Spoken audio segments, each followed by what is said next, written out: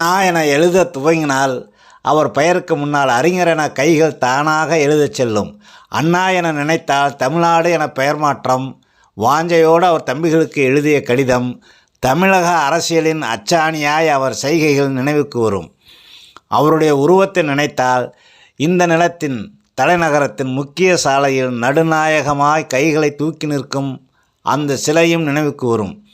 அண்ணா சாலையில் அவர் கம்பீரமாய் கையை தூக்கி நிற்கும் சிலைதான் பேரறிஞர் அண்ணா அவர்களுக்கு முதலில் வடிவமைக்கப்பட்ட சிலை.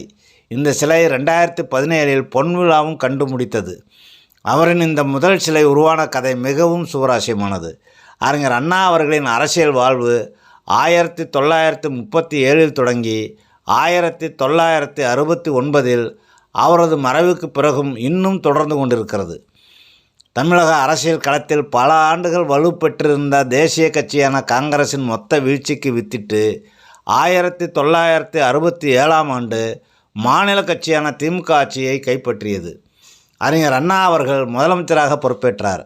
அதே உற்சாகத்தில் சென்னையில் 2ஆம் உலக தமிழ் மாநாட்டை நடத்த வேண்டும் என்பதில் மிகவும் ஆர்வமாக செயலாற்றத் தொடங்கினார் அண்ணா அவர்கள்.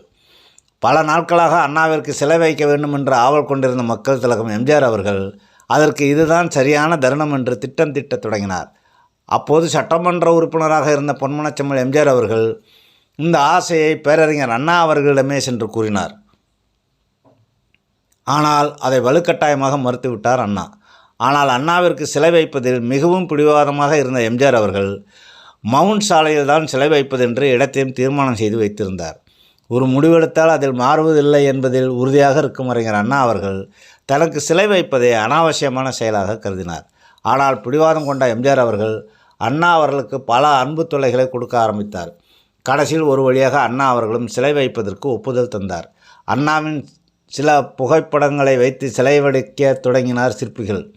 அண்ணாவின் சிலை தத்ரூபமாக வர வேண்டும் என்று சிற்பிகளுக்கு கட்டளையிட்டு கடிந்து கொண்டார் எம்ஜிஆர் அவர்கள். அதற்கு ஒரு சிற்பி, நீங்கள் எதிர்பார்ப்பது போல் சிலை வர வேண்டுமென்றால் அண்ணாவே மாடலாக வந்து அமர்ந்தால்தான் சாத்தியம் என்று கூற அதையும் நடத்தி காட்டுவதாக முடிவெடுத்தார் எம்ஜிஆர்.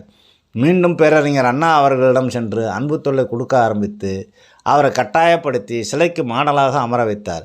எம்ஜிஆர் அவர்களின் பிடிவாத குணத்தால் மட்டுமே இந்த சிலை சாத்தியமானது. 1/1/1968 அன்று உலகத்தமிழ் மாநாட்டையொட்டி பொன்மனச்செம்மல் எம்ஜிஆர் அவர்கள் வழங்கிய இந்த அண்ணா சிலையை சர்.ஏ. ராமசாமி முதலியார் அவர்கள் திறந்து வைத்தார். இந்த சிலைதான் இன்று அண்ணா சாலையை அலங்கரித்து நிற்கிறது. தகவல்கள் பிடித்திருந்தால் லைக் செய்யுங்கள், ஷேர் செய்யுங்கள், கமெண்ட் செய்யுங்கள், மறவாமல் சப்ஸ்கிரைப் செய்யுங்கள். மீண்டும் ஒரு நல்லதொரு பதிவில் சந்திப்போம். நன்றி.